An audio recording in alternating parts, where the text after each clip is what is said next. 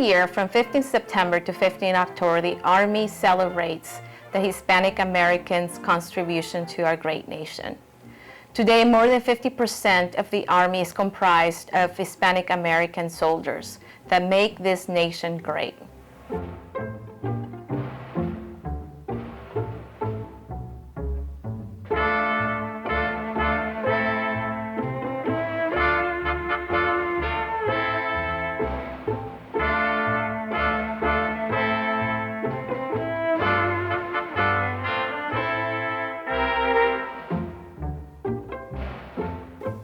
Good morning, everyone. My name is Sergeant First Class Lizette Montenegro. I'm a 68 Tango Animal Care Specialist, and I'm currently the Ops and CO for PHA Hawaii.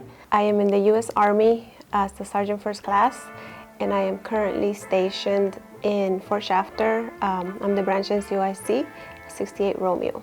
Good morning. I am Sergeant Serrano Ayala Joabdel. I am from Fort Shafter branch. I'm a 68 Romeo veterinary food inspector. I grew up in Managua, Nicaragua, in Central America. I grew up in Nicaragua until the age of 9. Once I was 9 years old, I migrated to California, which is where I lived until I joined the military. So my family country of origin is Puerto Rico, and I also grew up in Arecibo, Puerto Rico my entire life. My dad inspired me to join the military. He's a 24 years Army veteran, and I grew up looking up to him and being very proud of him. The person who inspired me to join the Army is one of my best friends. He always talk about education, the places that he lived, and of course how he become a better person. So when I was a little girl, I would say my brother inspired me. My brother would always come from high school, and he would bring flyers from the Navy, from the Army, Air Force, from all the different branches.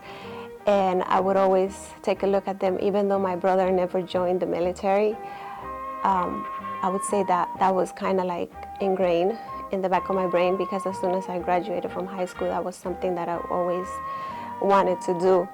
I didn't get the opportunity to join right after high school. However, as the years went by, that was something that never left my mind. It was a desire that I always had, so I ended up joining the military at the age of 27. The reason I do believe the Spanish Heritage Month is important is because it's when it's honor and celebrate for all those Hispanics that collaborate and did something for the American society. I believe Hispanic Heritage Month is important because it highlights the contributions that Latinos have made in the United States.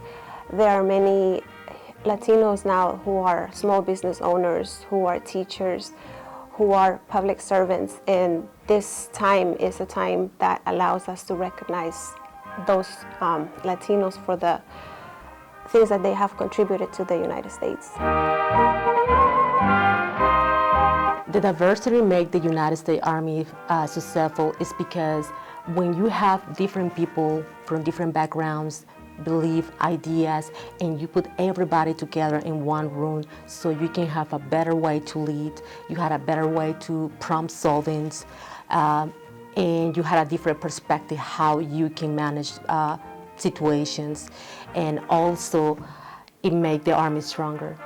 I believe that diversity makes the Army more successful because there are people who are serving from all over the world, which brings in cultures from all different places, and we learn from each other, which makes us stronger leaders, and it also makes us aware of what's going on around the world, and we become more sensitive to other people's cultures because of the knowledge that we gain because of the people that we work with on a daily basis.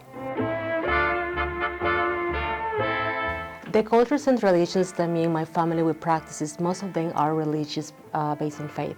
So the main ones that we have is the Holy Week in April, and we have the patron saint in August, named is Santo Domingo. We had the Independence Day in September, the Day of the Dead on November, And also in Christmas, we celebrate the Virgin Mary and Christmas and New Year Eve. In Puerto Rico, we have so many cultural traditions, but the most that I like are las máscaras, inatillo, and Christmas. Some of the cultural traditions that my family practice is Christmas, Holy Week, which is the week before Easter Sunday. And we also continue to celebrate Father's Day, which is every June 23rd, and Mother's Day, which is every May 30th. Hello everyone, so today we have this national dish. It's very traditional. We use it a lot for birthday activities, and the name is El Vigorón. So what is El Vigorón? So we have three main ingredients. We have yuca, other people know this as cassava, cabbage or salad cabbage, and we have the pico de gallo. So what we do is we just boil the yuca.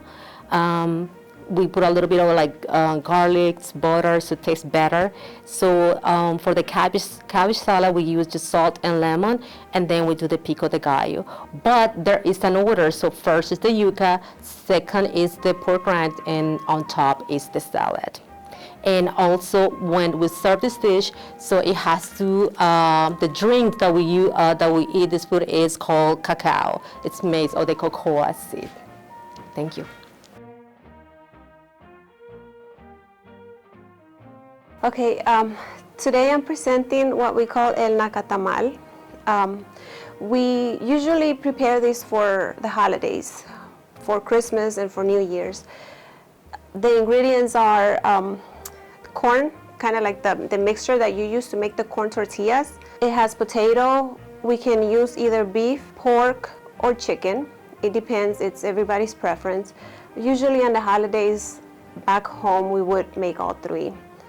And then it has tomato, rice, green pepper, and salt and pepper. Basically, that's it. And if sometimes people like them spicy, so that's an option. We can add some spice to it. And then we throw all those ingredients into the leaf, the banana leaf, and we wrap them up. They're not, when we prepare them, they go in there raw.